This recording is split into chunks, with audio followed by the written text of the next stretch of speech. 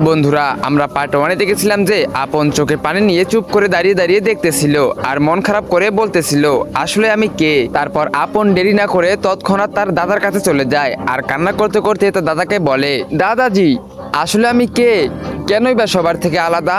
আসলে আমার বাবা মা দেখতে কেমন ছিল, তুমি তাদের ব্যাপারে আমাকে কোনো কিছু বলো না কেন? আসলে কি আমি কোনো মানুষ নাকি কোনো এলিয়েন? তখনই হঠাৎ করে বাতাস থেমে যায়, মনে হচ্ছিল যে কথায় কোনো সত্য আছে। তখনই দাদাজি কথা ঘুরিয়ে বলে, আরে ধুর, এসব কি বলতেছিস, চল সন্ধ্যা হয়ে আসতেছে, বাসায় চল। এই কথা বলে আপনের দাদা বাসার দিকে রওনা দিয়ে দেয়। তারপর আপন বলতে থাকে, আসলে আমি কে?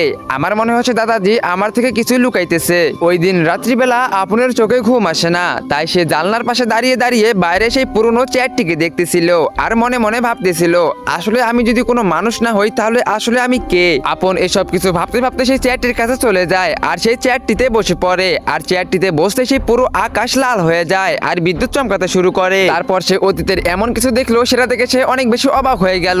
তো বন্ধুরা, আসলে আপন কি দেখলো? সে কি আসলে মানুষ নাকি কোনো এলিয়েন নাকি অন্য কিছু? তোমরা সেটা দেখতে পারবে পার্ট 3-তে। তো ভিডিওতে লাইক করে পার্ট 3 কমেন্ট করো।